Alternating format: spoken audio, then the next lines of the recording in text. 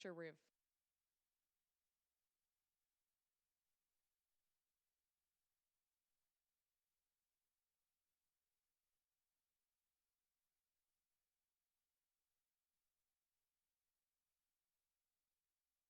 going to address some potential changes to our zoning ordinance to address the topic of overcrowding in residences. And this meeting is actually being broadcasted and live streamed. So when we take comments, we're going to need people to speak into a mic so that people at home can hear as well as people in the room. Some room logistics: if you need to use the restroom, it's right outside the council chambers and up the hallway here. And so getting back to the meeting topic, I just wanted to make it very clear that we're at the very early stages of this topic and trying to address this with the zoning code. Ultimately, and no decisions have been made on this, ultimately the city council would have to approve of any changes to our municipal code, including any changes to our zoning ordinance, and we're several steps away from even getting to that point in the process. Tonight, we're really hoping to take your input and make what we're discussing and presenting better. So your input's really important to us. We're gonna take notes down, we're gonna compile those notes and put them on our website, make them available to all of you. Hopefully you provided us your email address so that we can communicate with you very quickly on these topics. So here's the breakdown of how tonight's meeting is gonna work. First, I'm going to go through a presentation in its entirety. That's probably a more efficient way rather than stopping along the way to get questions answered.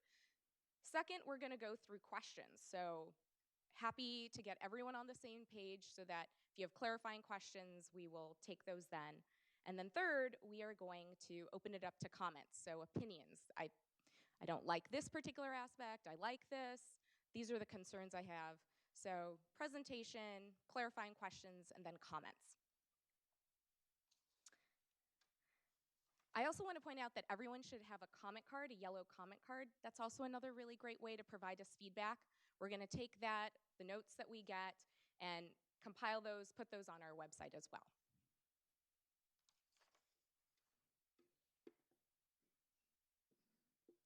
So we know that tonight there are some diverse opinions about the topic that we're going to discuss, and we want to just make sure that we have a really productive meeting. We'll want to make sure that we're respecting all the opinions that are raised. We're going to ask people to raise their hand and just be patient so that we can call on you. And we want to create an environment that is conducive to allowing individuals to feel like they can raise their opinion, whatever it may be. So we're going to ask for no clapping, no booing, no talking of others, no cheering. And really, this is to provide an opportunity for everyone to speak. So we will be making sure that everyone gets an opportunity to speak. So why are we here today? So in the bigger context, the city is undergoing a zoning code update. The zoning code is really the rules and regulations that govern properties, how they can be developed and utilized in the city of Santa Clara. It's actually Chapter 18 of our municipal code. That code, the zoning code, is actually from 1969. It's 50 years old and is in need of modernization. So a big goal for us is to take a very old document and make it relevant and make it user-friendly, include charts and graphs, as well as really align the code with our general plan, which really talks about the vision and the values that the city council adopted and included a very extensive community engagement process. That general plan was adopted in 2010. Our zoning code is from 1969, so you can imagine what that disconnect is. And another really important goal for our zoning code update is to establish regulations to be more effective, given that we've heard over the years about areas of improvement that could be needed. So this particular topic on overcrowding in residences exemplifies how we're trying to take some regulations that aren't working right now and improve upon them. So tonight's topic on overcrowding in residences. So the city has processed a number of single-family house permits over the years, and we've received community input through the public hearing process of those permits. We're learning that houses are getting divided up and leased to too many individuals, and this is creating spillover issues in the neighborhood, such as mismanagement of garbage and debris, um, excessive parking in the street, disruptive activities such as noise complaints. We've also learned that some residences have been converted so that common space is being taken out and converted into bedrooms in order to maximize the number of individuals that can live in a residence, leaving little room for residents to congregate within the building. And this can push residents into yards to interact and can create, in the long term, nuisances to neighbors. So currently, the zoning code does not have regulations that address the number of individuals who can occupy a residence on a long-term basis, so greater than 30 days. Also, the zoning code today does not require common areas such as dining rooms, living rooms, areas that are open to everyone in that structure to be able to interact. There are no code requirements for that. So today, we'd really like to get your input on everything we're presenting, but particularly the proposed definition changes that I'll be talking about tonight, the added provisions and occupancy limits, and the added provisions on common habitable area.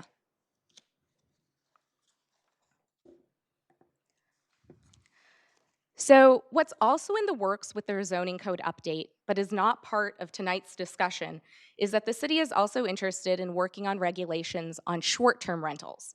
So platforms like Airbnb, vacation rental by owner, have really popularized this practice in the last few years. The code update process is actually also interested in creating regulations and bringing those regulations forward that may do things like limit the number of days per year that property could be available for short-term rent, or the number of occupants, or whether a host has to be or does not have to be present.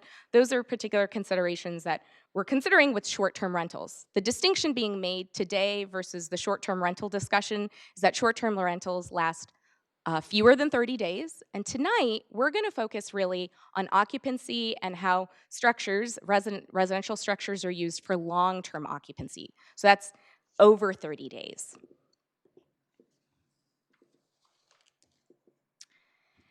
So our code is from 1969, and the world has changed around us. Not only do we have a new general plan, we also have new federal laws that we have to meet. And any regulations that the city proposes has to be consistent with federal fair housing laws. And to summarize, federal fair housing laws say that we cannot create regulations that discriminate, nor can we define family. And we'll probably have to refer back to this at some point, but it's important to know that whatever the city proposes will align with our federal fair housing laws. So in the zoning ordinance today, we have some definitions. And I just want to share those with you for a moment because we'll be talking about them a little bit more. But in our zoning code today, a boarding house or a rooming house is defined as such. Boarding house or rooming house means a dwelling other than a hotel where lodging or lodging and meals for 2 or more persons is provided for compensation. Also defined is a housekeeping unit, and that means an individual or group of persons occupying a dwelling unit that has a single kitchen. So a couple of the definition changes that we're interested in is replacing the term boarding house with some other that term is ineffective, and the reason why is, if you can recall from the slide before, really what that definition says is that a rental to 2 or more persons is defined as a boarding house. So the challenge with that is that today, if 2 individuals leased a single-family home or a duplex, that would probably be consistent with how people envision a single-family residential neighborhood, a single-family zoning district. In that same line, 10 individuals that are not sharing a household, that are in a structure, in a single-family district may not be consistent with what people anticipate in a single-family district. However, the way that definition is worded, 2 or more individuals, does not really allow the city to consistently enforce this particular activity. To distinguish between 2 individuals living in a residence versus 10 individuals living in a residence. So we're also proposing to revise the definition of single housekeeping unit. And the underline and strikeouts show where the changes are proposed.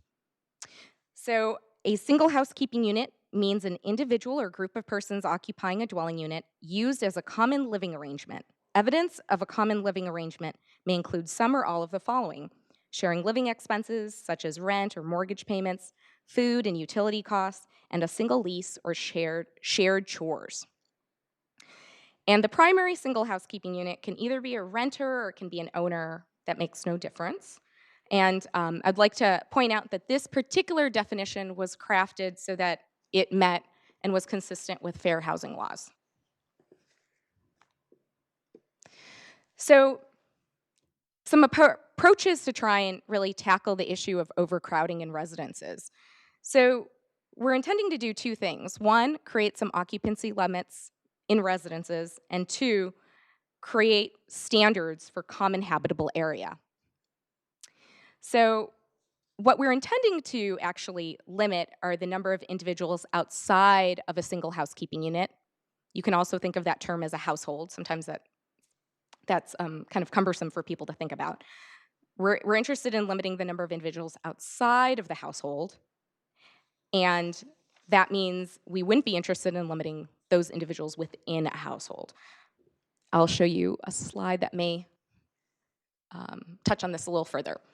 So we would create a cap on the number of individuals who may reside long-term in a unit based on the unit type. So for a single-family dwelling, there would be 3 individuals in addition to the single housekeeping unit or household. For a duplex, there would be 2 individuals in addition to the single housekeeping unit or single household. And for a multiple dwelling unit, there would be 2 individuals in addition to the single housekeeping unit or household. If you can see the image, we've tried to depict the single family scenario where you have a single household. There doesn't need to be 4 individuals, but it's more that there's a bubble, there's the chores being done, the cooking, shared responsibilities. Those individuals in the bubble, we're not intending to limit or cap. It's really the individuals outside of that. So for a single family dwelling, it would be 3 individuals. So pulling a little bit from pop culture, some diverse examples of some well-known single family or single housekeeping units include, Three's Company, The Brady Bunch, MTV's Real World. All of those households really include individuals who share chores or living expenses and live communally together. The other proposal is to add a requirement to create a minimum percentage of common habitable area. And this would be applicable to single-family residences and duplexes. So this would create a percentage, and we haven't nailed down the exact perfect percentage that we'd like to propose yet. It would be between 25% to 30% of total habitable area that would have to be used for common use. And common use would be things like dining rooms, living room, kitchen. Things like garages and hallways actually would not be considered common use areas. The intent is really to have these areas be areas where people can congregate, to really be able to have a housekeeping unit be functional. And this really tries to tackle that issue of how individuals are taking properties, taking these common areas, creating additional bedrooms, and then creating an environment in that residence that's not really comfortable for the individuals in the residence and has spillover effects outside the residence. We are interested in finding a percentage as well for habitable floor area for duplexes, common uses in duplexes, but that analysis hasn't been determined yet. So just a little bit of that range, 25 to 30%, that number was achieved by an analysis of our single-family house permits, and we were able to determine that that floor of 30 to 25% is in many cases, in the vast majority of cases, a bare minimum that most single-family homes can meet. So we aren't trying to create a standard that's very high. We're really trying to create a bare minimum here that we think most residential units, the vast majority of residential units, can achieve. So talking a little bit about if these particular regulations, or really, any regulations got adopted by our city council. And once again, we're several steps from even getting to the point of bringing this in front of our city council. So what we would do is we would propose that legal non-conforming uses, so I'll define that. So if an individual actually modified their residence through the legal way, they went and got building permits, that would be a legal non-conforming use. If people went and did modifications and needed to get permits and didn't, that's not a legal non-conforming use. But assuming that a property is a legal non-conforming structure, and it didn't meet this minimum standard of 25%, say we land on 25%, then we would provide a period of time, which we haven't defined yet, perhaps 2 years is what I'll throw out to you, for individuals to be able to modify that structure to be in compliance, to provide adequate habitable area. Perhaps it's taking some walls down so that they can create a living room. It would really depend on the individual circumstances. And of course, they would need to obtain any permits necessary to achieve that. After the sunset period, any properties that would not be in compliance would need to obtain a conditional use permit. So we would say that those properties are really commercial uses, they're not residential uses, and those kinds of uses in a residential area would need a conditional use permit that would allow the city to impose conditions on the property so that these potential spillover issues could be addressed.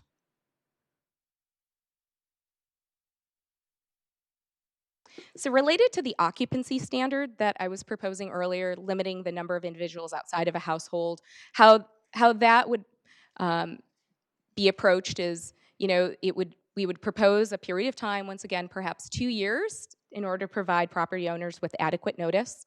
And enforcement would be complaint-based, and after that period of time, the city would enforce those standards. And all property owners in the meantime, once any regulations are adopted, would be encouraged to discontinue any practices that they knew would not be meeting the standards in the future as individuals move out, so, to be less disruptive. So in terms of process and next steps, so we had a community meeting on April 29th. We have one tonight. We have one on May 29th. Those meetings will address the same information in order to really, provide as much opportunities for people to provide input. We're also going to send out online surveys, and those will be sent out in the next few weeks. So hopefully when you checked in, you provided us with an email address. Make sure to check that email address in the next few weeks. If not, also come to our website, because that's where we'll be also posting the link to the survey. And that's going to be a survey not just on this particular topic. We'll have questions on this topic, but we'll have information on the entire code update and questions that we're kind of getting input on, including things like short-term rentals. We'll continue to work with interested parties to develop proposed changes. So if you have some unique circumstances, or you're still just not getting it, we're happy to sit down with you, talk about your individual circumstances, help you understand, help get a better sense of the issues that you have. It doesn't have to be only tonight in this forum. So making sure that we continue to work with everyone who wants to be engaged on this. We'll also be providing a study session to our Planning Commission and to our City Council in the fall. And the zoning code update, so the entire update is proposed to be considered by the Planning Commission and the City Council in the winter timeframe, so end of 2019 and beginning of 2020. So that's my contact information up there and our website. We'll be posting this entire presentation on the website. And this is sort of a run-through of the presentation. And what I would really, like to make sure that we do first is get clarifying questions answered. So we'll start with that, and then we'll move on to comments. And I know some of you may have had some time to digest some of this stuff, so you might be ready to move on to the advanced conversation. We would just want to make sure that everyone here is on the same page of all this information. Do folks have questions about what was talked about? Yes. And we're going to walk around with a mic, and if you can read into it so that, once again, you can be heard as we're live streaming this event. I think it was the second or third slide you had put up the codes that had to do with specifically the occupancy of the units. There's 18.06.010B, but the housekeeping unit you took down before I could get that. Could I please? Oh, let's see. Is it definitions? Maybe it's under definition. There? The second or third slide. Okay, thank you. Oh, second or third slide, okay. Oh, you just had it. Sorry. Just one way. One more? I think it's back one more. Slide 8. There. Right, yeah. Yes. Yes. I didn't quite understand what the definition of the single household unit is. I understand you're building off of that, but what is that definition? So I'll let her finish writing this, and then I'll move on to the next slide. So the single housekeeping unit, as we're proposing it, this is, as I mentioned before, the city cannot create regulations that define family. So what we're doing here is creating a term, single housekeeping unit, to describe how individuals live in a common arrangement. And so the definition is as we've described it, right? So these are individuals who share living expenses, they share chores, they may or may not be on a single lease, but all of those things, if we were in a situation where we may think that individuals may be living outside of a single housekeeping unit, we would be asking for those particular things like information on shared expenses or a shared lease or shared chores to describe whether or not a single housekeeping unit existed. Sir, could you repeat that into the mic? Yeah, sorry. To help me understand and be more specific, that if we had, just for example, 8 people who work for Google that share expenses, share rent, they have a common lease, and they share chores. Similarly, if we had 8 or 10 students that do the same thing, then we would, by this definition, consider all of those people in a single housekeeping unit? Correct. If they actually met all, any portion of that criteria, then yes, that would be a single housekeeping unit. Okay.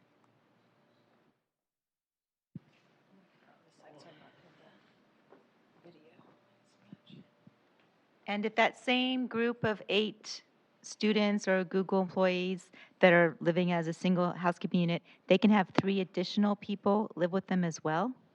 Yeah, so this is so a couple of things, right? So we're talking right now about the zoning code.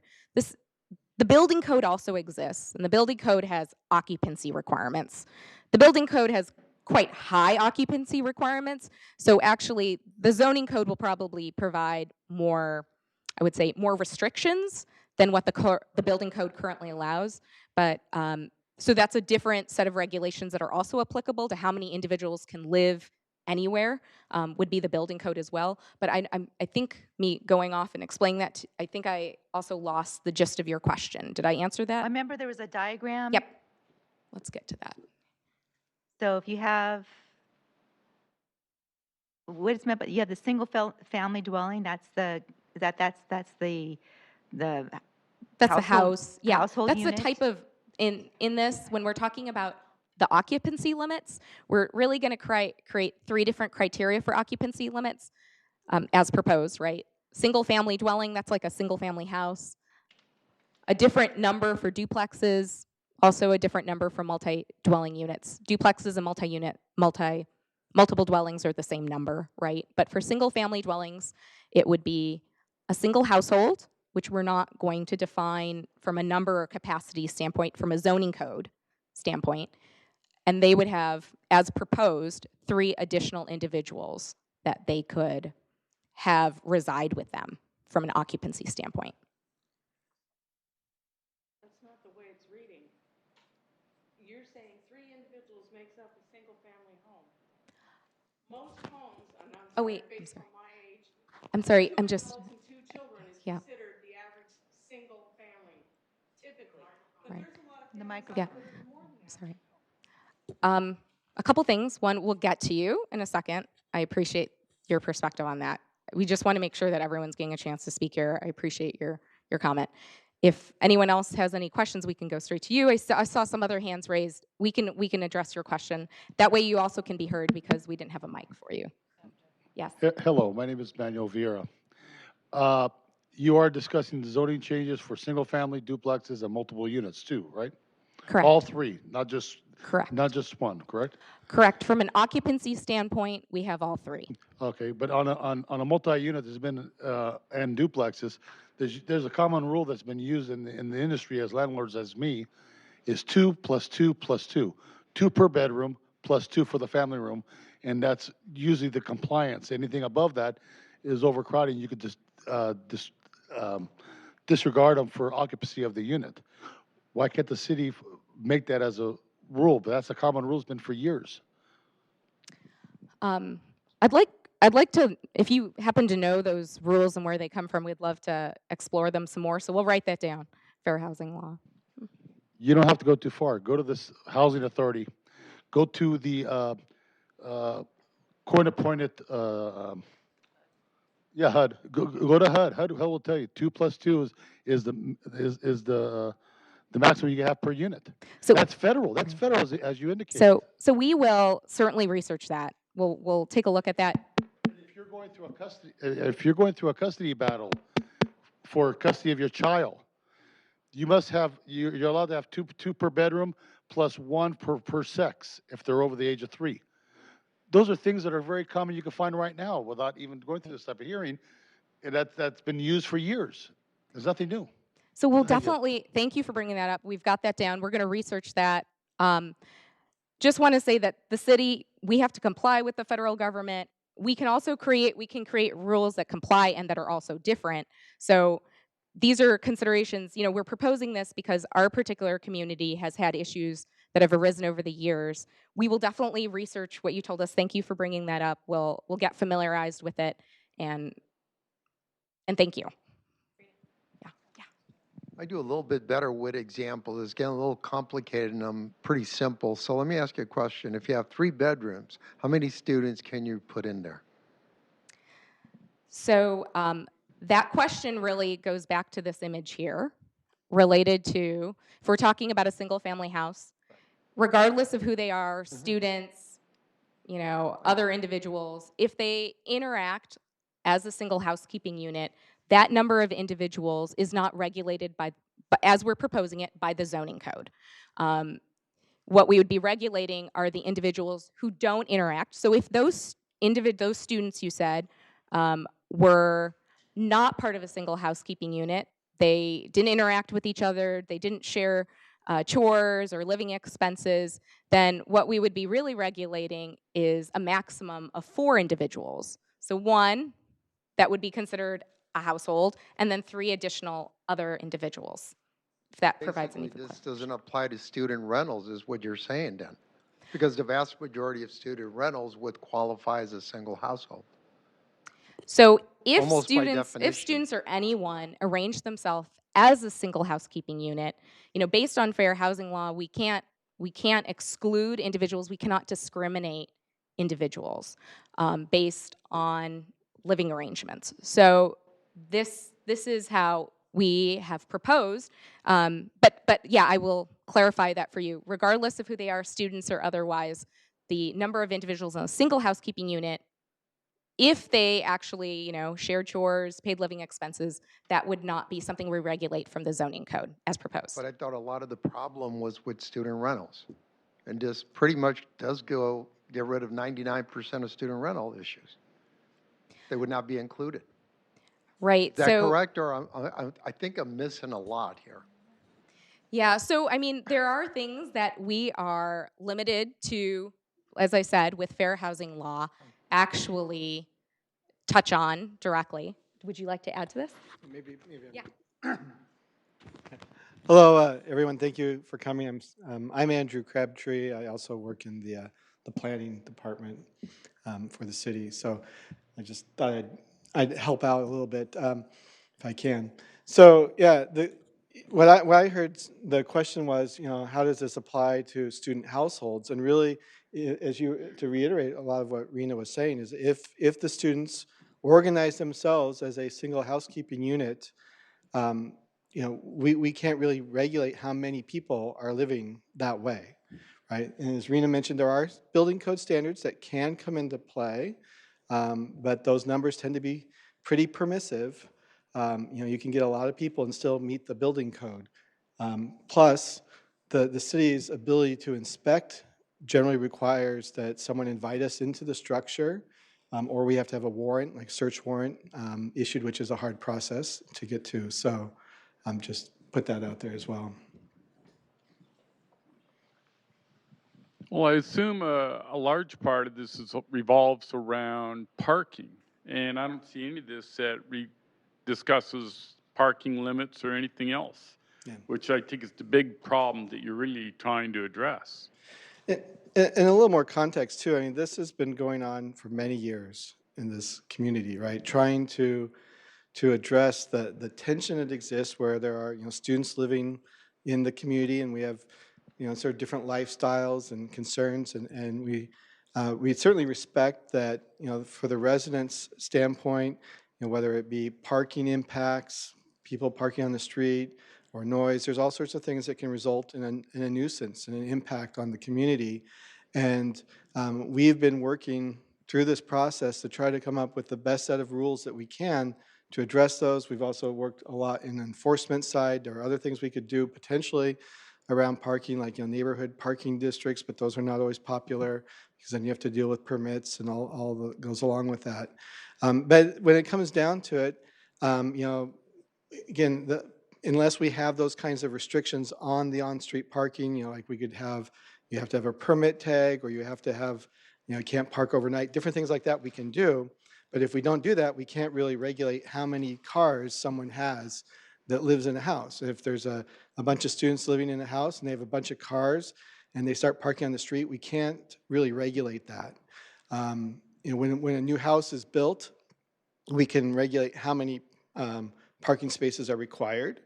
And our rule is generally 2 in a garage type for a new house. We have older houses that only have 1 and they're kind of grandfathered in. But unless someone's proposing to really do a modification to the house or build a new house, we don't even get involved. We're not really able to get involved in reviewing how many parking spaces exist. So there's a lot of things that we can't head on directly, but we understand it's a concern as well. Okay, I heard you say about the enforcement, and I'm finding that, in my mind, it's going to be real hard to enforce. We're going to spend all this time, and it's really not clear how many can be in a building. And what I heard was the enforcement is going to be from a complaint. And that's the only way an enforcement's going to be. How many times are they going to take a complaint before they do something? I have a big concern. And the other concern the other gentleman brought up is the parking issue. How many times this rule of it can be here for 72 hours, move the car 72 hours, and it's the same vehicle we are calling in on.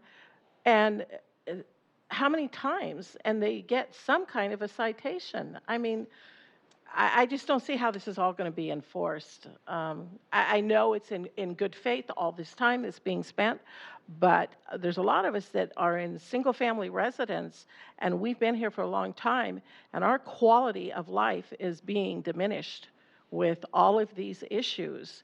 And I just would like to, and I will follow this through with the meetings to find out how you're going to be doing enforcement and really carrying through, because what these issues are, I know they started partly with the quad, but any changes are going to affect every single one of us in the city of Santa Clara.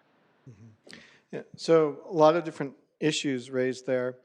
I would say about 90% of our code enforcement is complaint-based. We do have some proactive code enforcement. We have a total of 3 staff people that work on code enforcement. And most of our proactive enforcement is around the university, where we go out and do inspections, Saturday morning, Monday morning, so forth. When the Thursday morning, I guess Wednesday's another night where there can be activity. And so we go out and do proactive enforcement there. In some other instances, but generally most of the city, it's complaint-based, and we act on complaints to resolve them We don't wait till we get a certain number. If we get one complaint, we investigate and we look at, complaints can be very different, from illegal construction to noise to trash in the yard or whatever it is. So that it really, all the enforcement has to be kind of designed around what the complaint is. And, as you allude to, if someone moves their car every 72 hours, they're in compliance with the law. So we can't enforce against something that's in compliance. So, we have to work within what the law allows. Get to the parking. I will tell you from experience, and I'll give you some addresses. 1750 Washington Street, 1101 Civic Center Drive, 1565 Franklin, 1360 Calabasas. Parking issues.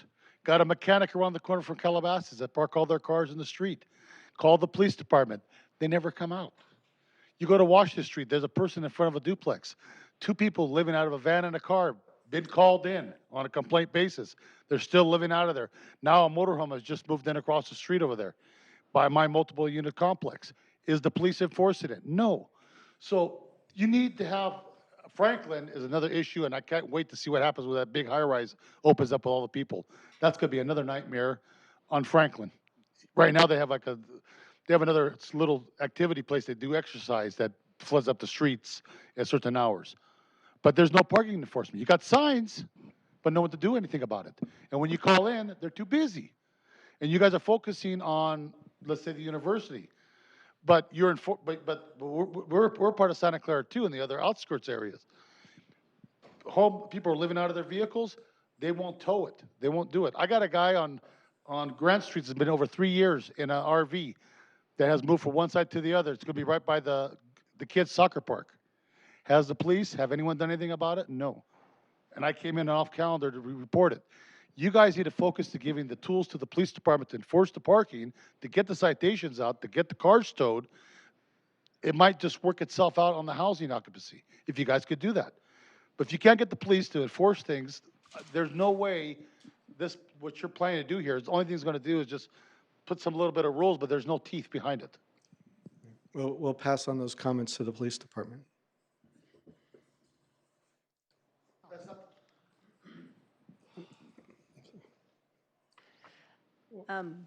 So it is the parking issue.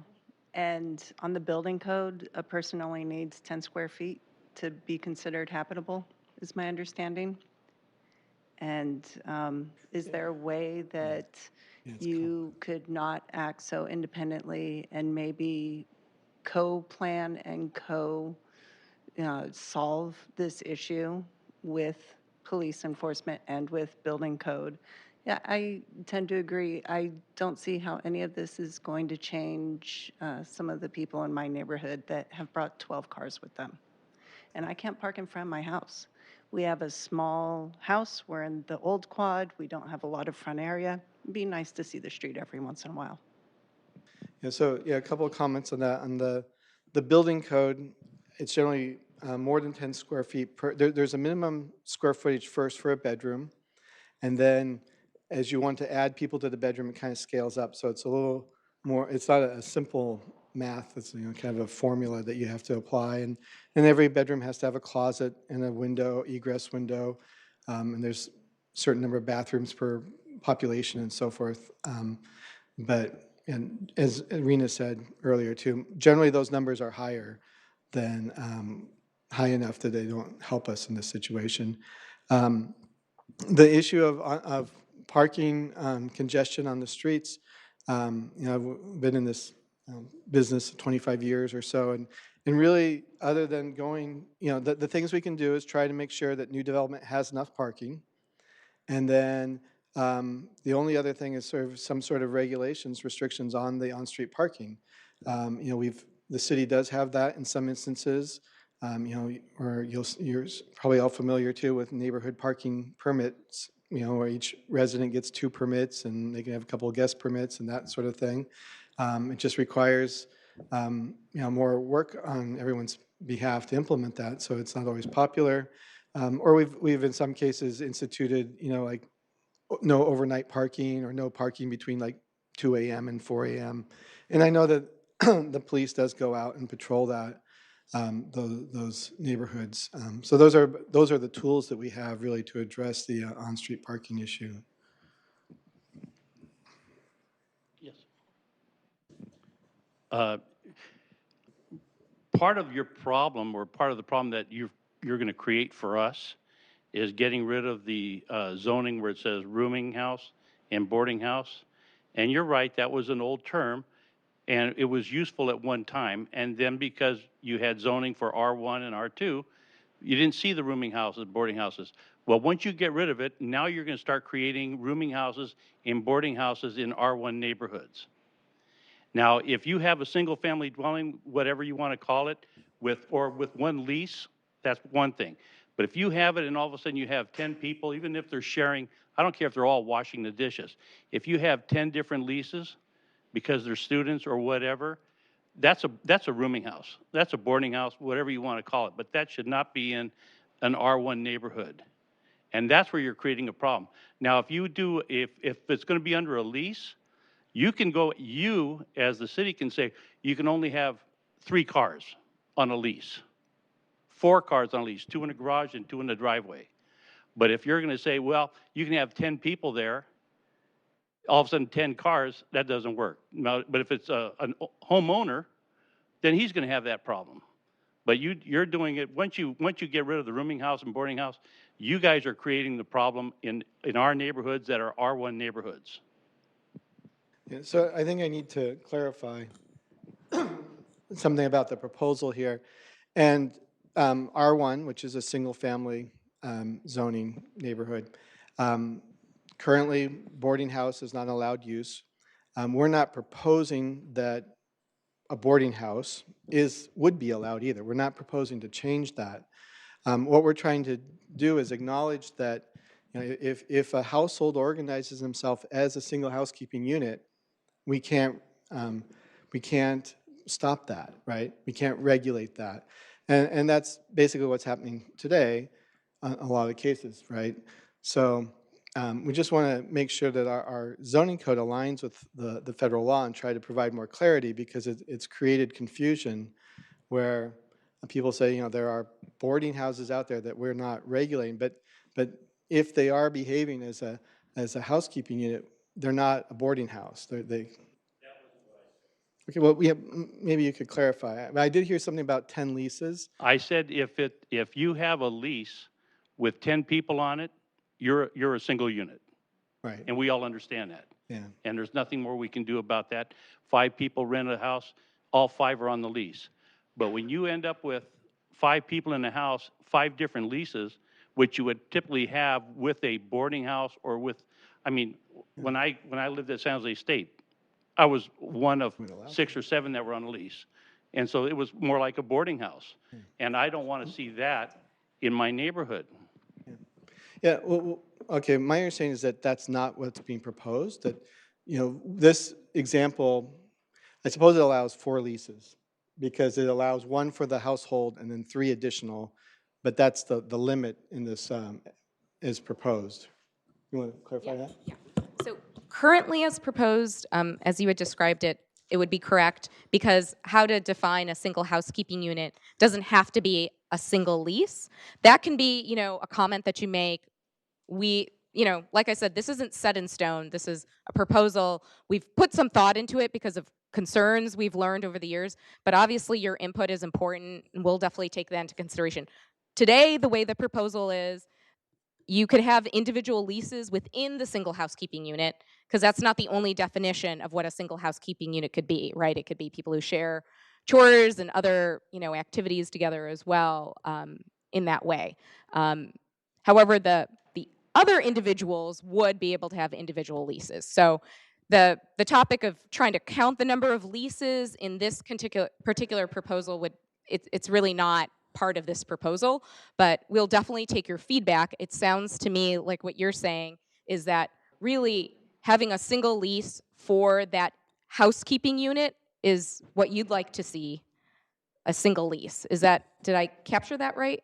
Well, it sounds like what you just now said is you can have multiple leases. We can't hear him. Sorry, we won't be able to hear you. It sounded like what you just now said was you can have multiple leases in the single household unit, So, plus 3 more. right. So Well, as that we've sounds like a rooming house to me. so as as defined with the single housekeeping unit, right? So evidence of a single housekeeping unit, and these are ors, not ands, right? It could be sharing living expenses such as rent or mortgage payments, food and utility costs. It could be a single lease or it could be shared chores. So the proposal right now is, does not say that a single household has to have a single lease. But it sounds like that's Well, it sounds like if it doesn't have a single lease, if I'm leasing a house with my wife and 3 kids, what am I going to put all 3 kids on their own lease? I mean, that is not a single household unit, and that has nothing to do with the 68 Fair Housing Act. right. We'll definitely take that point. We've got it down. We understand. All right. We No, really have to take all the feedback, and that's what we're going to do. Take all your feedback, see how we can make the proposal better align with a lot of the issues that we're hearing. So thank you very much for that. I have a question.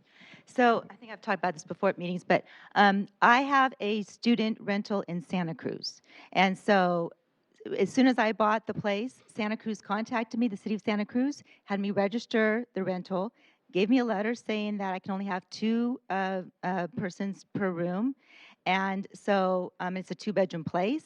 I actually do have I have 4 students in there, and all 4 are on one lease. So I guess they'd be considered like a housekeeping unit. But if I was going by Santa Clara's rules and not Santa Cruz rules, I could have 6, 7, 8 kids on one lease in my 2-bedroom place. They also, my place has just 3 parking spots, and then it's permit parking on the street. So, and I'm only allowed to, I'd have to purchase the permit spots, and you're only allowed to purchase so much per household. So it really limits how many cars can be surrounding my place. So I don't understand why Santa Cruz can have these kind of regulations. Everyone just kind of accepts them, and that's they do, but yet Santa Clara can't. So I'm just kind of confused about that. Right. So we have taken a look at Santa Cruz. We'll look at their occupancy situation. We've looked at their code. We've talked to their community development director. I have a good understanding, but I didn't actually find that point about them limiting the number of occupants to 2. That's not something I had seen.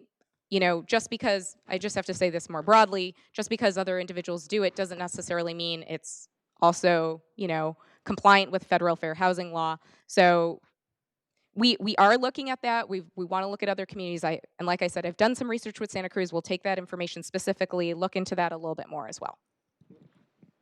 And then you also raised the parking, neighborhood parking program, and we do have neighborhood parking programs in Santa Clara. Generally, we require a majority of the neighborhood that would be affected to want to be in the program before we start it. But there is a process to do that if we get to the point where the neighborhood wants that.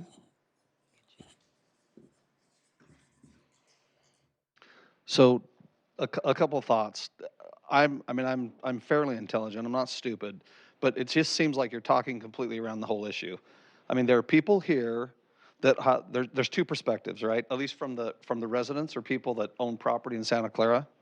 One is that of the landlord. Well, sorry, before I even said it, so what's the goal? What really is the goal? What really are you trying to accomplish? Are you trying to create something, specific rules that you can then enforce?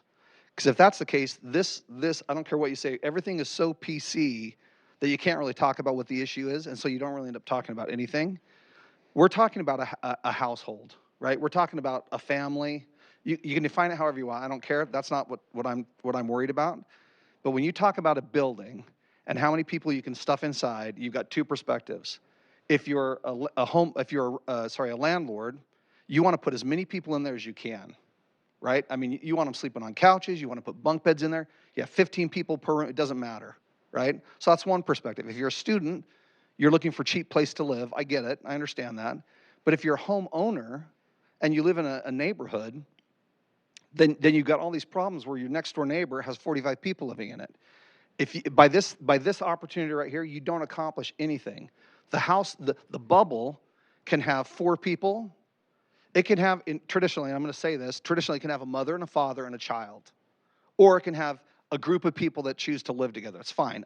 I'm not trying to single out anybody. Whatever you qualify that as, that could be 40 people. There could be 40 people in a 3-bedroom house with a family room, with a kitchen, with a garage that organize themselves in a household unit plus 3 people. So you could have 43 people in a house. Where are you going to put all the cars? I mean, if you're a landlord and you want to rent out to that many people, you just scored. That's great. But if you're a residence that owns a home in a neighborhood and your next door neighbors have 45 people living in the house, this doesn't help at all.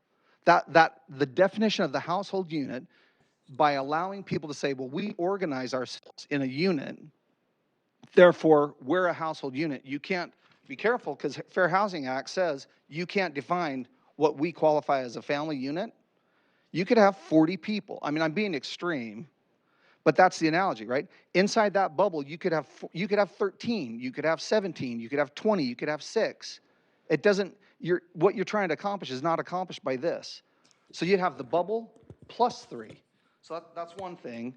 Second thing is, yeah, I mean, parking, it's just everything that happens here gets exacerbated and just gets blown up with a parking perspective. And then lastly, how do you address the formal accessory dwelling units that do formally allow other habitants that aren't included in anything that's listed here? So I know you were throwing out some, so thank you for your comments. You know, I know you've thought a lot about this, which I appreciate. So there's some of the numbers you were throwing out. I know you were just trying to make an exaggerated point like 40, but there are building code standards. You know, it is a more complicated equation and higher limits than people are comfortable with. So something like 43 individuals, I just want to, because people in the audience, that would just not, that would be a very, very big 3-bedroom house in order to meet that. Just because I don't know, and maybe this other gentleman does, what are the actual building code limits? If you have a 3-bedroom house, how many people can you put in there? It's right. It, right. We can post that information so people understand what the calculations are. It's not just about the number of bedrooms, it's about the size of the residence as well. So we can provide that information for you. I think where we wanted to start is that number, because we've had this conversation a lot, right? That number is particularly high, more than what people necessarily think is especially when we're having this conversation being as appropriate. What I do want to say though, because I think we want to focus on this occupancy and residence topic, and I understand that because there are numbers there, there's a diagram there, and what I really do want to focus in a little bit more on is because of fair housing law, it's quite frankly very difficult for us to take the bubble and try and define that bubble, the number of people, whatnot. The definition I provided is consistent with fair housing law, and I just want to acknowledge that that's a very difficult thing for us to get, you know, people probably who are in many of your shoes on that page with. Where we're really trying to get some black and white around this issue is around common habitable area, and it's a practice that we've seen in this community where people subdivide these common spaces. Like in a traditional single family home, you'd see a living room or a dining room. You know, all these spaces are getting subdivided so that they're made into bedrooms, and more people than intended for the residents are required to live in them. This provides us with some concrete standards that allow for really us to look at the structure. It's hard for us to count individuals, go through the exercise of occupancy.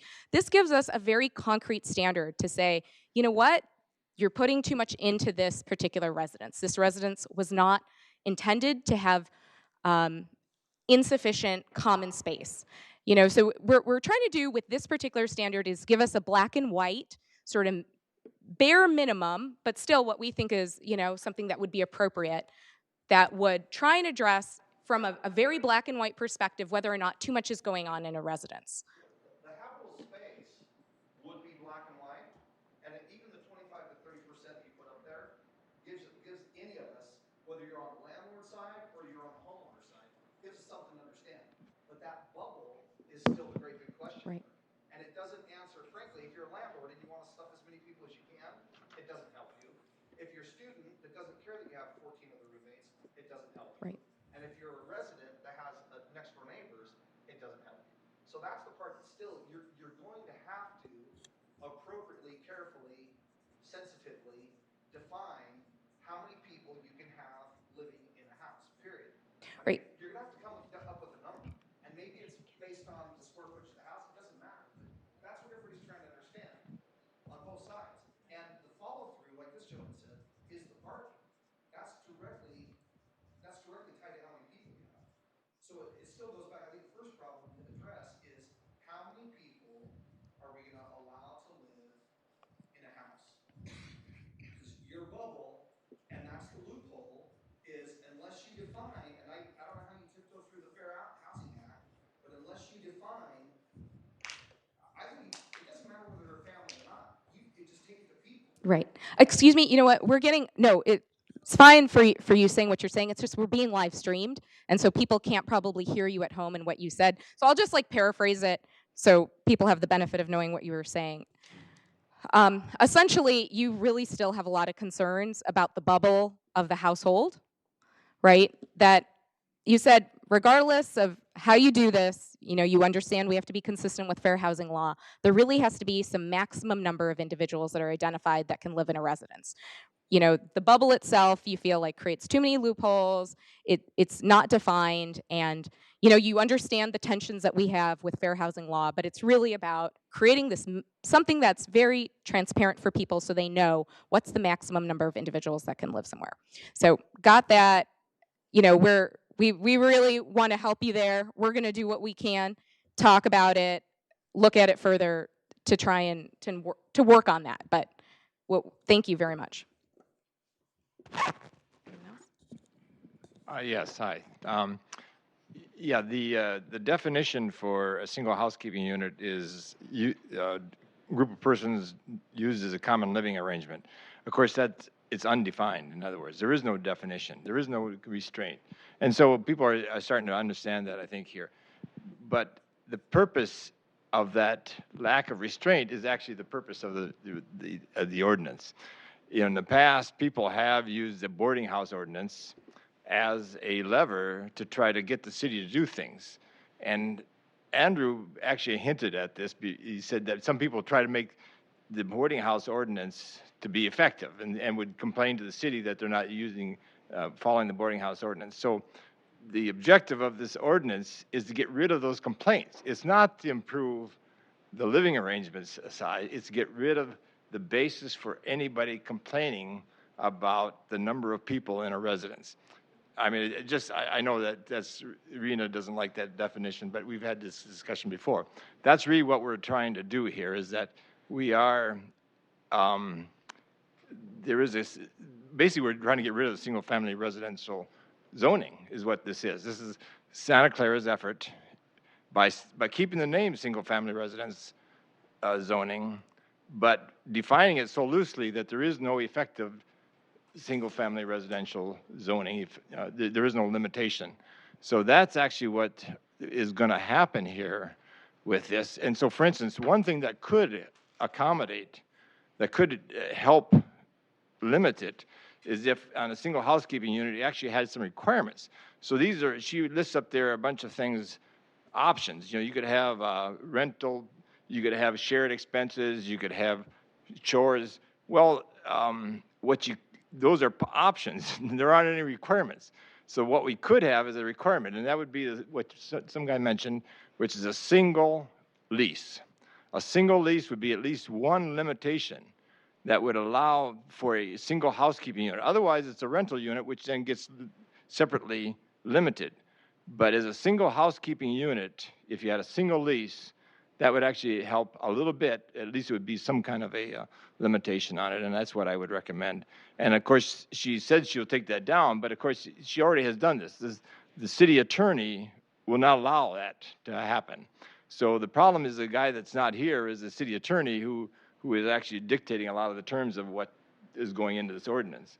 So just to make sure that people are aware that we're dealing with here is largely the city attorney. Thank you. I'd like to speak a little bit to like what our goals are as staff, and we're here because we're trying to address the quality of life issues in the community as best we can, And we recognize that, that we have single-family home neighborhoods that are being impacted. So, we're trying to figure out what we can do within the legal limits, et cetera, the tools that we have to address those impacts as best we can. So some of it, this is one of many things we've been doing. We have the code enforcement program. If we have noise issues, we try to address those. If we have trash and refuse issues, we try to address those. If we have parking issues, we try to address them. And we've talked a little bit about what tools we have are fairly limited when it comes to parking.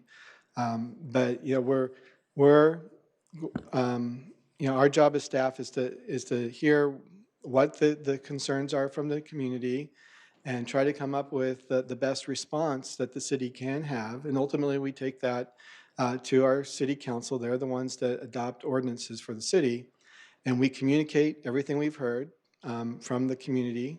And we explain why we're recommending what we are. And then the council makes a decision around it. So in terms of what's in the book, in the code today about boarding houses, it doesn't really apply to most of these single-family homes because they're not operating as boarding houses. What was meant to be a boarding house in the day, probably had lots of bedrooms with individual tenants and maybe a dining room and a kitchen where someone cooked for them, and back in the day, and that's kind of the holdover that's in the ordinance, and that's not allowed in the single-family district. It's not proposed to be allowed, where it's really being run as a commercial establishment. We don't want to change that. But we are trying to acknowledge that what we have isn't working, and we're trying to come up with what can we do.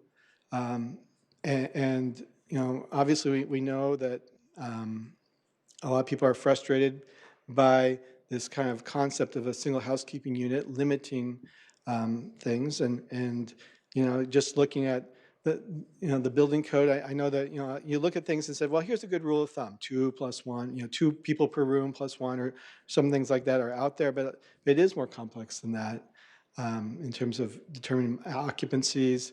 I've looked at places in the past where it's like you could get 16 people in a house and still meet the building code, and it was just a fairly small house. So that's not been that helpful. But we will look at those things. We'll look at everything we can again and again, and as we continue through this process. Yeah, go ahead. I just also want to say that, just so people understand why, and I think Andrew touched on this, why we're bringing this forward. Our actual intent is so that when issues arise, we can point to the code and we can enforce the issues that the regulations we have. And so we want the regulations to be clear. We want people to have an understanding of what they're required to do, what they're not required to do. We have faith that property owners will do their research and research what they're supposed to do and not supposed to do and provide guidance. Right now, our code today there's a lot of gray area, a lot of area for interpretation, and we really want to make it more clear. And I understand, and a lot of the comments that were raised about occupancy, this is a proposal, it's an initial proposal. There has been thought around it because, this issue has come up for a long time, but we'll continue to take this feedback and see what we can do to kind of just obviously make it more palatable, and also try and have it be more meaningful to the community, because kind of hearing that people don't really understand or appreciate the fact that what we're trying to do is actually address concerns better. So thank you. Hi, good evening. So I had a question. Could you put the slide back with the 3 dwellings? Oh, yeah. Do you mean this? The one before this. This one. That's right. No, you're at the right one. So I'm a little confused. I'm sorry if I didn't get this. So I think the issue might be just simply an understanding. I can understand the last 2, duplex and multiple dwelling unit.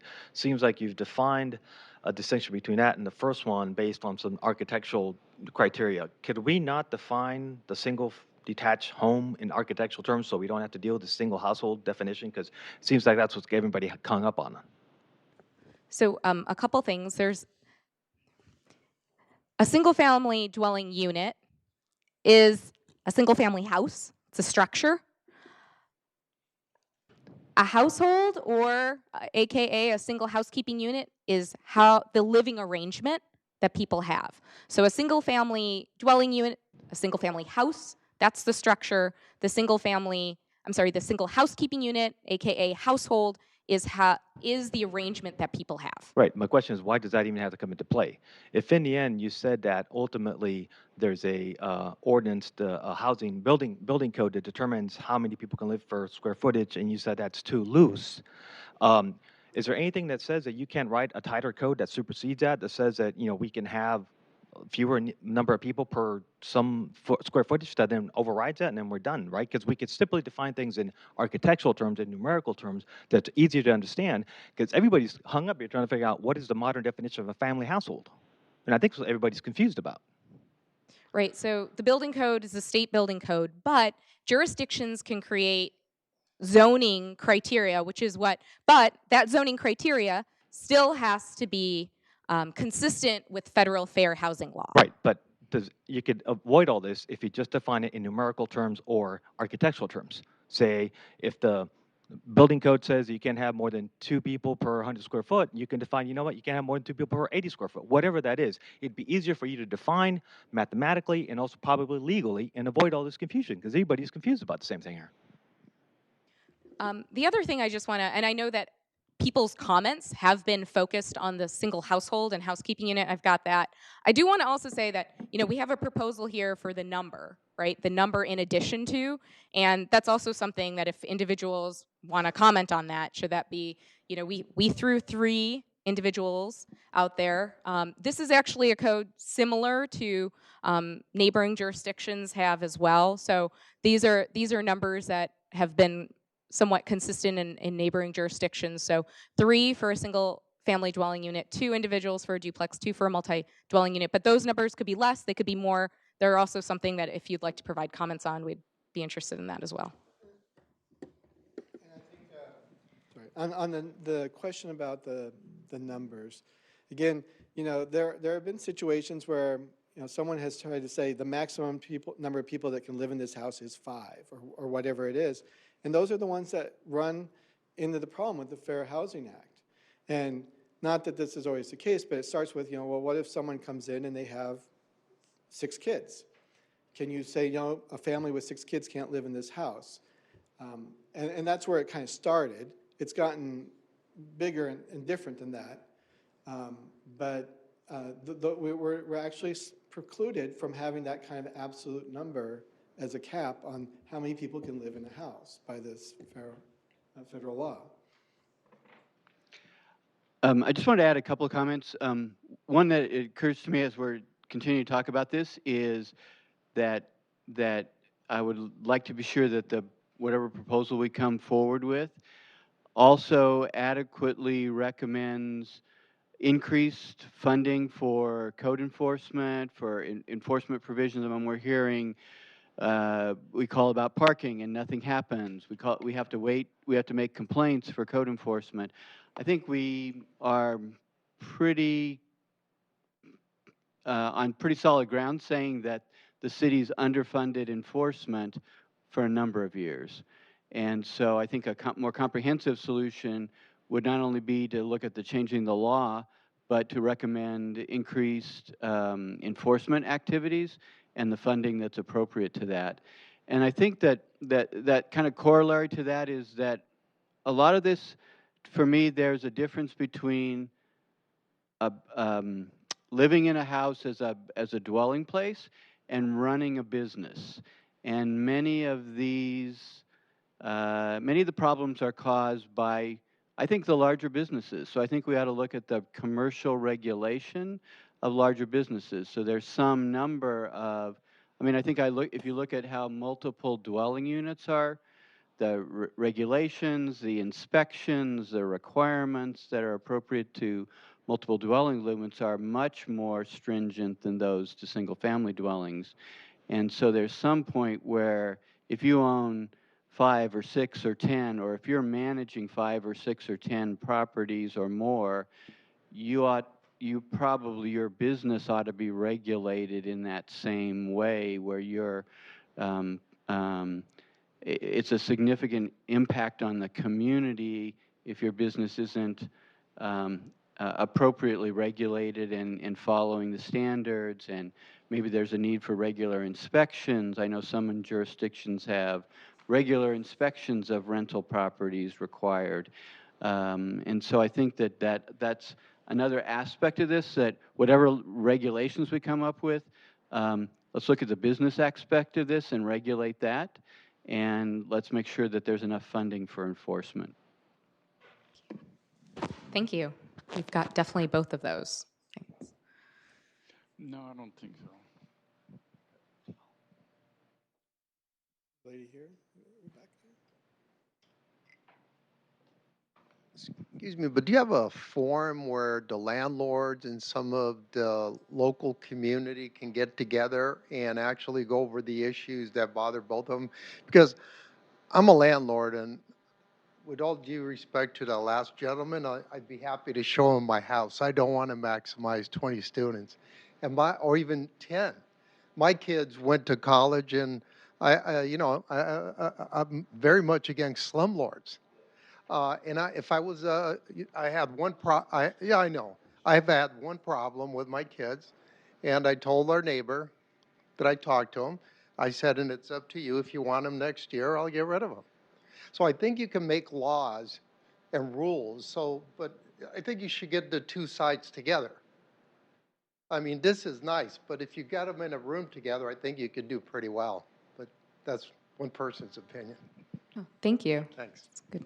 So, just to plug the Neighborhood University Relations Committee meetings, those are held 3 times a year, and that is a place where we do have that kind of interaction. Right. When's the next Yeah, actually on Monday, May 20th, we're having our next NERC.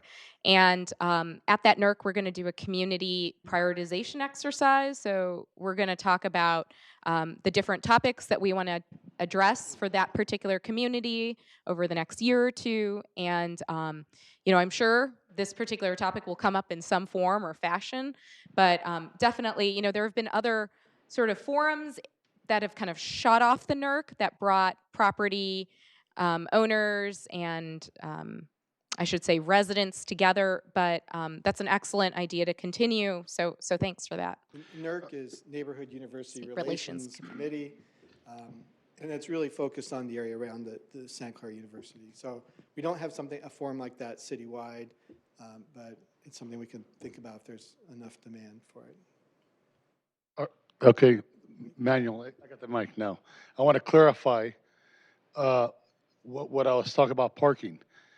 Parking, as a landlord, deal with with communities and mobile home parks in different counties and everything. The bottom line is if you take care of the parking, the occupancy takes care of itself because you got the cars in the roadway and you got the police to enforce it. And again, you say, I'll pass it on to the police department. The police department ain't got no funds. You're the one that has to recommend the funds, okay? And you need to do that. I mean, I've been here many times for other issues regarding the parking, but now you're trying to do this rezoning. Why don't you try parking first and see where it goes? That might be the cure of everything. So, so I mean, and again, let me make sure I heard what you said. So basically, you're saying is that part of the feedback we're getting is that we should ask that the city provide additional funding for parking enforcement through the police department. Yes, it's on a complaint basis. Let me ask you a question. Correct? On the permit parking, who gives the permit? Who enforces it? It's not you. It's the police department. Correct. So if you're going to add more permits, you need more staffing. You need more money. You cut the money back. In addition, I'm going to mention one more thing, and I'm going to cut it off because it's all about parking and enforcement.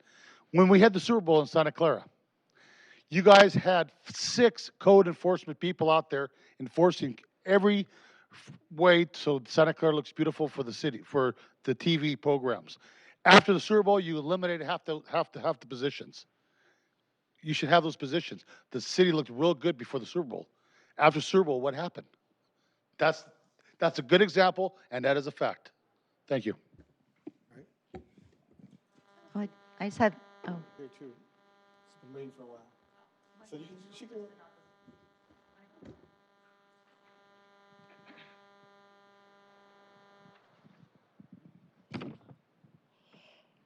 I had one question initially, but now I have 2. So, you're talked about the fair housing code or law that you're trying to make these zoning codes match to. I didn't see that referenced in any of these slides. What is the code you're trying to match to at the federal level? Yeah, so I think the simple term is calling it the fair housing law. It's actually very extensive, and it's been modified over the years because people's definitions of what is appropriate for fairness with housing has evolved as well. So that's something we can include when we send our minutes to like a link for just in general all the various different regulations that kind of fall under these federal laws. Okay, because you said chapter 18 had to do with the zoning code. What chapter is it for the fair housing? Well, it's part of the federal law. It's goes back to the Civil Rights Act of 1968, codified as 42 U.S.C. 3601, et cetera. But I mean, it's federal law. It's not something that we administer. Okay, I'm not stupid. I just want to know where to go look on the internet I'm to just read the reading law. from Wikipedia, Fair Housing Act, but we can post on our website Okay, a I would link appreciate to the that. full code. Yeah. Thank you. The other question that I have now, that since the other discussion was happening, you said on May 20th there's going to be a meeting with the university for those people that live around the university. I happen to fall in that realm. Where is that meeting happening? So that's the NERC, it's Neighborhood University Relations Committee. It's actually a council committee that meets. Well, we have council members who are represented on they attend the committee, and it happens quarterly. So May 20th, that meeting will start at 7 p.m. and it'll be at the Mission Library. And is the Mission Library the one on Homestead? I think it's Lexington, is it? Main Street? Main Street. Oh, okay. Thank you. All right. Thank you. Is there any system for having inspections on rentals? We do not currently have that kind of program, but it's something we're looking at as part of this effort. And it would most likely be funded by owners of multifamily properties and so forth. So we're looking at what that would cost and how we can fund it and to have some kind of program. But that's ultimately something we'll be proposing. And what about having rentals register their properties as rentals? So currently, any person who owns 3 or more rental properties is required to get a business license, pay a business tax here with the city. So we have some kind of registry like that, and that's our starting point to work from there. Seems like that would be easy to have an inspection process for when you have especially when you own multiple properties. Yeah, we can certainly have, there's programs out there like that, usually on some kind of cycle every few years or something like that. There's an inspection. It's really just a question of figuring out how to fund it and then going to council and having them, adopt the ordinances and so forth. Because I know I also owned a duplex in Sacramento, and I had to have yearly inspections. So it's very possible. 2 things. One real short. The lady in the red that asked about the fair housing. There are properties that are excluded from that, correct? From the Fair Housing Act? When you go ahead and rent? If you're owner occupied, there are things that you should know that because you're putting everything in and you keep talking about the Fair Housing Act. There are properties that are excluded from it. And also on the accessory dwelling unit, you guys without changing a zoning, you've changed the use of R1 homes, single-family homes, and made them into duplexes without calling them a duplex. So in that case, the house next door to me, let's say, has an accessory dwelling unit. Does that mean he's got 2 single-family dwellings? Are you using accessory ADUs in the same bubble and you're using them as a duplex then? No, so ADUs, and the state has actually provided regulation, state legislation in the recent years to really make ADUs more Available. more available, correct. And we're not proposing to create standards right now for ADUs. That's not on our, the common open space. It's more the main single family residential structure that we're proposing some regulations around. If you have some suggestions or you think that we should be including ADUs as well, then No, my you can let us know. question is, if a fellow has an ADU, is he now two single-family dwellings? Are you looking at as he has now two single-family entities plus one or two people per unit? Or are you still counting that ADU as just a single-family residence and he's one of the three? I don't know what you put the people in Santa Clara in a spot when you allowed ADUs where they actually have now a kitchen. Before it was just a granny unit without a kitchen. Now you've got ADUs and you've created duplexes in places where it should have been zoned for a duplex, but you're not going on the zoning, so you're saying, all right, we'll bypass the zoning and we'll call it an ADU. So state law changed a couple years ago and basically said that we must allow accessory dwelling units. And it said, we can't require parking for them. It said that, we have to allow them up to 1,200 square feet with some criteria. It basically the state dictated to all the cities throughout California that they must allow these in certain ways. So it's that's the ordinance that we have, mirrors what the state requires.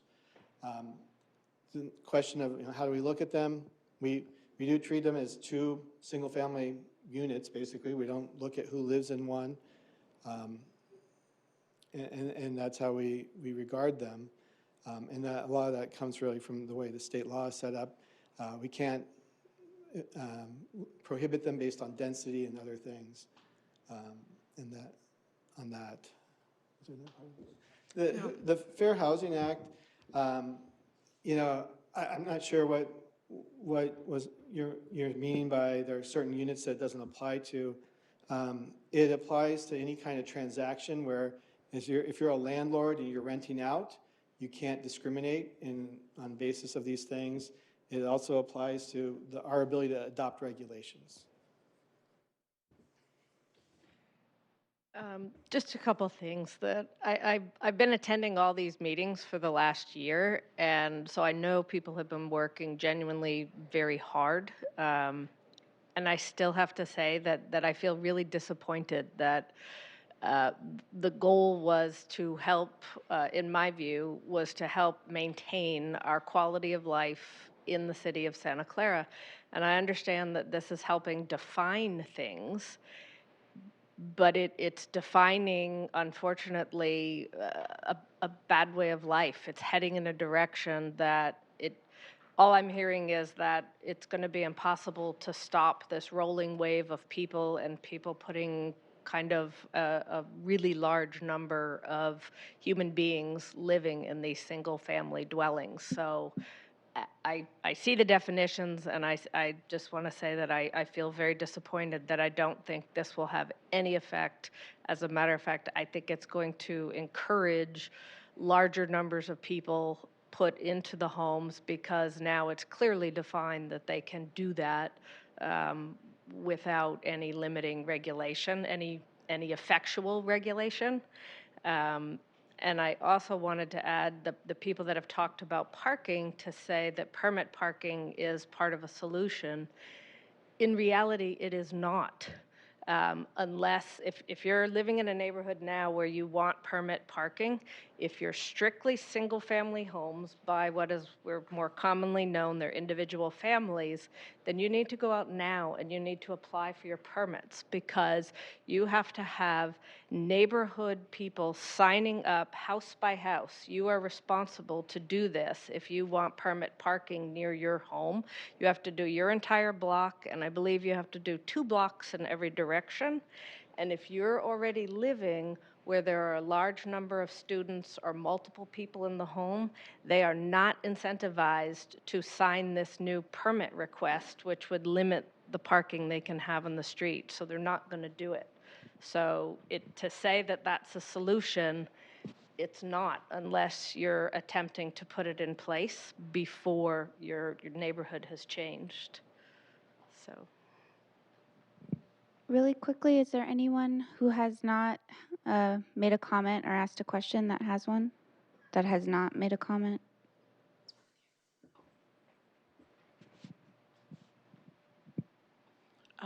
Looking at the occupancy in a residence, when you say single-family dwelling, is there a base number based on square footage of a home? I know there's all kinds of sizes of homes out there, but is there a base unit, and then you're saying plus 3 individuals?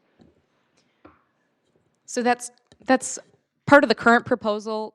It's very simple, based on any size. That could be some feedback that we get that, it should be really on the size of the residence that defines, the number. But as it's currently proposed, it's a single-family dwelling regardless of its size, and then a duplex and a multi-dwelling unit.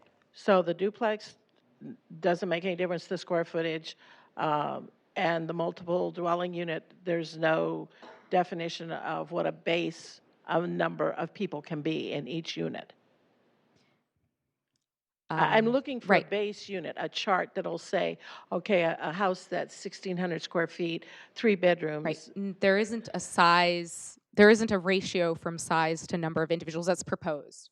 So like an example you give, like if the bedroom is 70 square feet, 7 by 10, that's kind of where it starts. You can have 2 people. If it gets a little bit bigger than that, you can have more than 2 people. So that's in the building code. That's in the building code. So, we'll try to we'll try to distill that down into a fairly simple table or something like that and put it out there. But our focus has really been on other things, because generally, the building code has not been the way to achieve what we're trying to achieve. But we'll try to get that information out. Well, I think the biggest concern is the number of people within the 4 walls of this building all the time. And then on top of that, the number of people that drive and the parking. And it has been brought up about permit parking, and I've already looked into permit parking in one area in Santa Clara, but you have to renew that every year, that permit. Is that my understanding? I think that there's a fee. There is an annual fee. You don't have to renew the whole program, right? Once you're in the program, the neighborhood stays in the program. I think it's like $14 or something like that. There's kind of a fee to print out the permits, and they're issued every year so that you can keep track of them as people come and go, and move in and out of the neighborhood and so forth.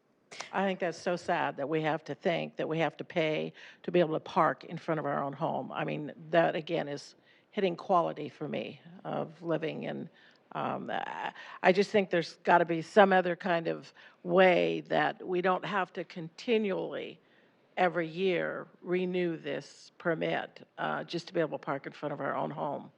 Well, yeah, and the only other tools I'm aware of is, like I said, you can put out there like no overnight parking or no daytime parking, different things like that. But it could have same impacts on you. If it's convenient for you to park in front of your home all day or overnight, then you'd be impacted by those as well. The street is a public space, and if someone wants to park there, generally we can't do anything about it. If people are allowed to park, who that person is can be anyone. If it's said, as was mentioned earlier, if it's over 72 hours, we then can say, well, that vehicle's been abandoned, and then it can be ticketed or towed or so forth. But apart from that, those are public spaces. Any member of the public has the right to park there. So eventually, parking will be something that will be addressed under these ordinances changes? Is that something that will be addressed, or no?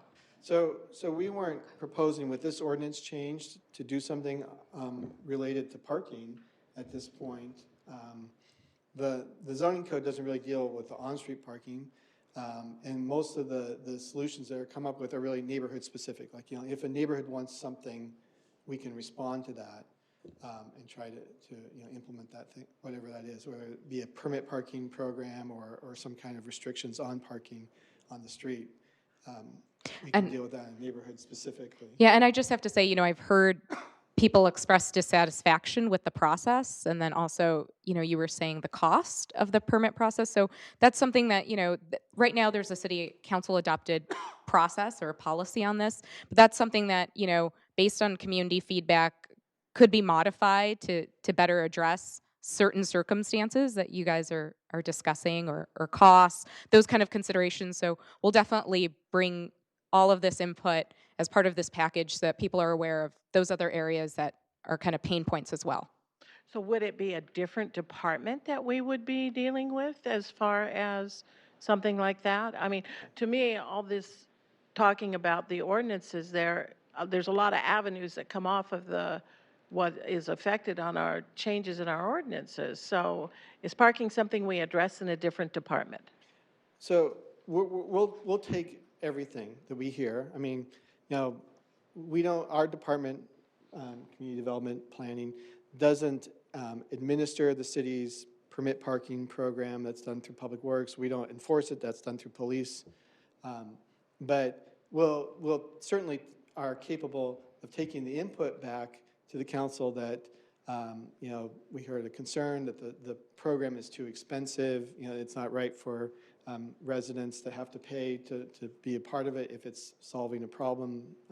We can take that back. We can take back the input that there needs to be more enforcement of the city's parking regulations, things like that. Even though it's not our department that would enforce it or implement it, we'll certainly, we'll hear those concerns, and when we eventually get to the city council on this topic, we'll share them with the council that we heard them, and that was part of the context of the issues that we're trying to address here. Okay, thank you.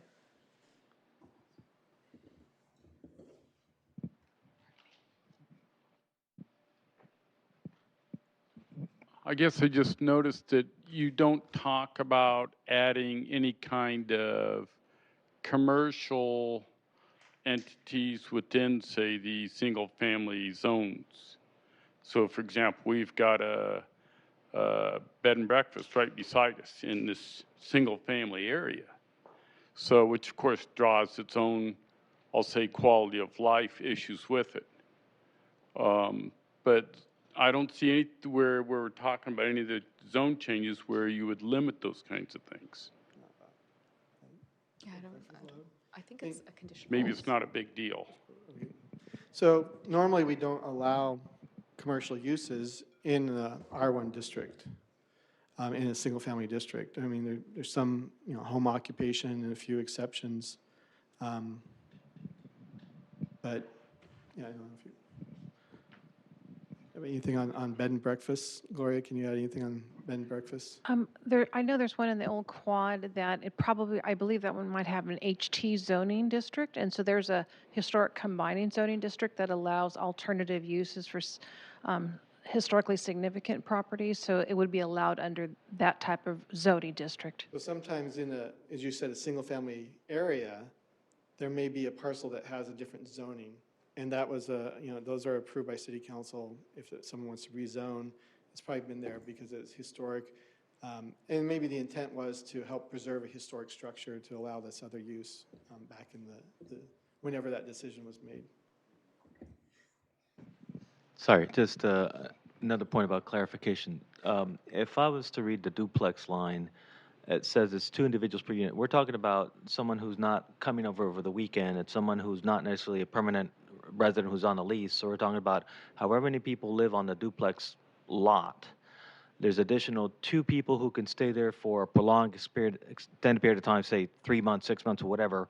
2 in addition for each of the 2 units. So that'd be a total of 4 per lot that could live an extra 6 months or something like that. Is that what we're talking about? Correct. Okay. Emphasize that this is something that could be different. Right. So I think I've said this earlier, but everything we've talked about tonight, I mean, we're obviously limited by, federal laws, but pretty much everything is open to your feedback, right? So if you think 3 is too big of a number for single family dwellings, if 2, we've been focused on the single household bubble, and I understand why, but, if people want to also provide feedback that, 3 is just too big of a number, 2 is too big of a number, So you may not think it matters because of the discussion about the household, but we do have the ability to say it's a single household plus 2, or a single household plus 1. Right. Or a single household plus 3 is proposed. I think 3 came out because we saw that as being commonly used in other cities that have already done this kind of effort. And so it was a starting point for the conversation. If we think about, maybe we could come up with a scenario where that would mean something, be important to someone. I'm not instantly aware of one, but so that just want to be clear that that number could be something. Yeah, these aren't magic numbers. They're numbers that seemed like a good starting point. So I know that you said tonight was not going to discuss Airbnb, but it came up again. You brought it up, sir, Mr. Crabtree. I'm sorry, I didn't realize I had. Okay. Because it came up in the last meeting I was at, which was the first for me that I learned about all this stuff going on, I came to pay my bill at the city office here, and I heard the person at the permit window saying, I would like to get a permit for Airbnb, and I had to wait for some information from the person. So I sat in the chair, and the person was asking questions about it. She said, do I have to have a permit to open the Airbnb? And the gentleman behind the counter said, yes, you do. So after the lady was done, I walked up and I said, can anybody open an Airbnb? And he says, as long as they get a permit. I said, what if it's a tenant that decides they want to open an Airbnb and they don't want to pull a permit? And he said, well, then you can call Airbnb and find out if they're listing your property without your permission. I contacted Airbnb and I got told that I said I would like an answer in an email back to me acknowledging that I raised this question to you. And the girl did send me an email, said it would give them a week. A week later, the Airbnb came back and says, we can't help you with that. That's your problem. You deal with your tenant. Now, I have a real problem with when the city doesn't know who's running business. I have to get a permit to lease to my tenants.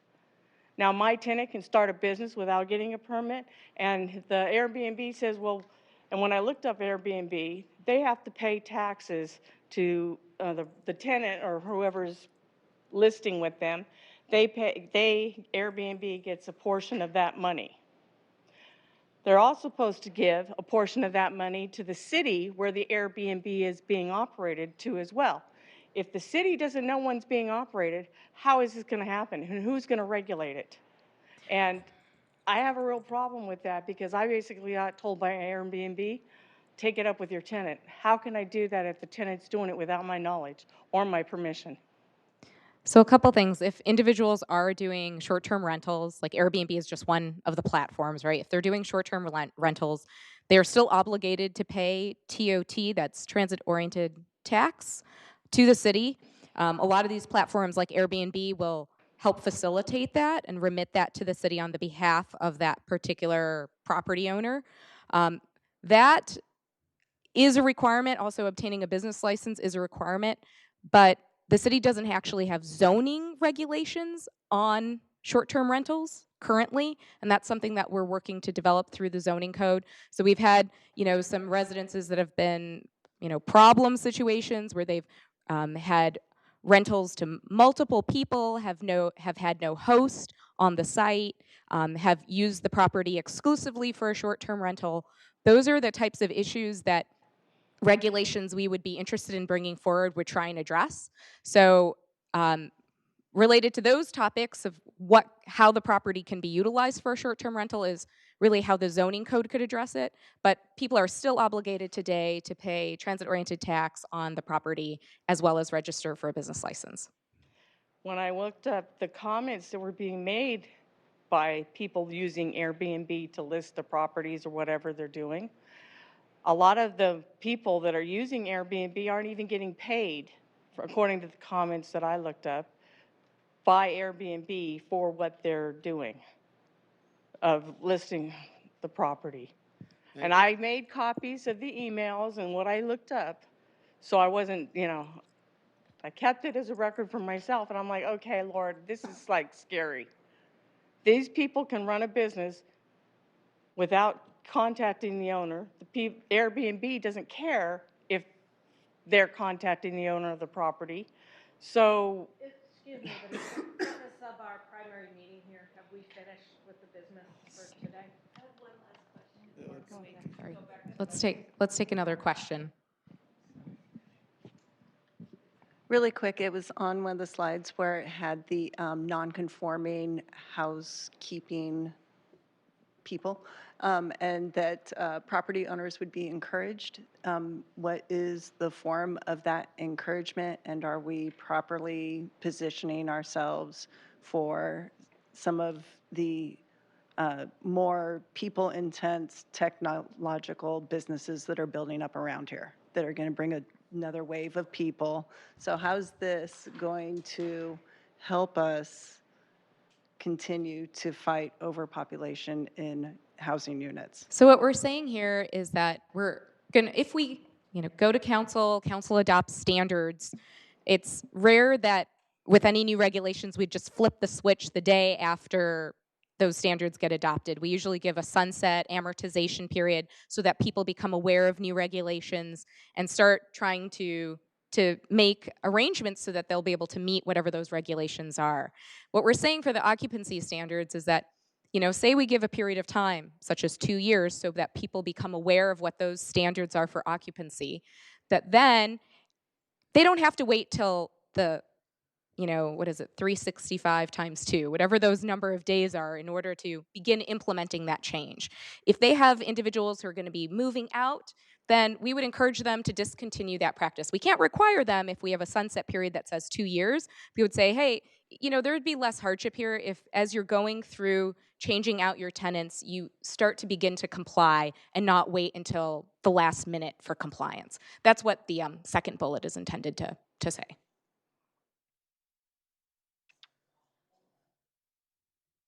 I think we have one more question. But there is an enforcement after this? Because I don't see enforcement after this. It's encouragement and notice. No, and- the first bullet is enforcement will begin after a period of time. We'll give a period of time so that people can get into compliance. Perhaps we just threw this out for people's input, 2 years in order to provide adequate notice. Right. But what would that enforcement be? Okay, so now we're going to require you to kick people out?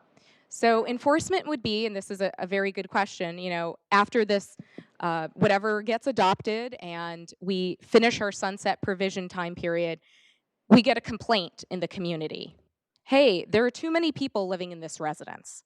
We would go and we would say, okay, property owner, we have a code enforcement complaint on you. And we really have to understand, we have regulations here on the number of people that can occupy your residence. Tell us a bit about how many people live in your residence, and here are the regulations. We're not going to help them try and jump through hoops or whatnot. We're going to provide them those regulations, and we're going to say, tell us how many people live here. And they're going to provide us that information. Hey, we've got me and, my son and my daughter and my uncle, and then we're also renting a room to this individual that we don't know, right? So we'd take that information and we would kind of compare that with our numbers, and we'd say, is this a single housekeeping unit? Is this meeting the number of individuals in addition? Is this a problem? If it's not consistent with the regulations, we would obviously give them a citation, that we would continue enforcement actions. There's fines, fees that are associated with that gets put on properties when they're not addressed. There are all these implications that we can take action on. If they are meeting the regulations, then we would have to accept that, and we would inform the neighbors about what the situation is, and we would close the complaint. So that's how enforcement would act, but we actually have some tools that we would use to work with. And also what we would do is really look at the common habitable area. We would look at the structure. We would say, hey, we need a floor plan of your house. We have to be able to see your house, and whether or not you have an adequate amount of common area, and we would make sure that they were meeting these minimum percentages as well. And there have been houses we've seen at least proposals to completely carve up the house in the bedrooms, and so this would stop that. Correct. Very clearly. We're already trying to deal with it through our architectural review process, but we don't have as clear a set of rules to follow as this would give us. I have one quick question regarding back to the permit issue, the permit parking. I think you had mentioned you were going to talk to Public Works. They're the ones that handle the permit parking. And if that's the case, can there be a meeting that we can address the permit parking program with whoever implements it? You know, in terms of like getting everybody in the neighborhood to agree and whether or not we have to pay for it and that kind of thing. We can certainly ask them to do that for sure. So I just want to thank everyone.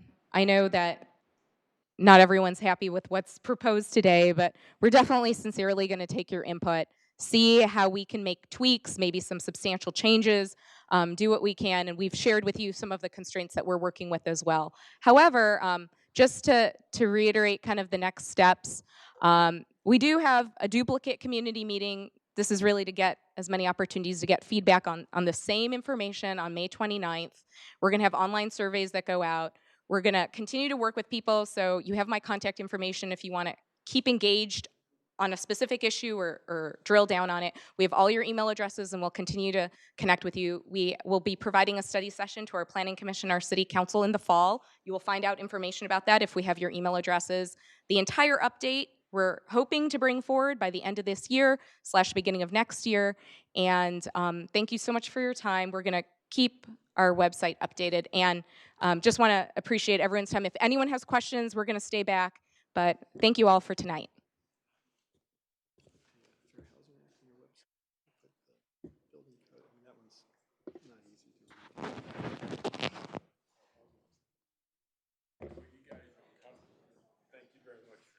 Oh, yeah. Good. I mean, initially I thought I was going to come in here and have to complain because I started out with myself and 2 kids in the house, and now it's my wife, 2 kids, their kids, and probably soon grandkids and great grandkids. So, Yep. Santa Clara. Good. Thank you.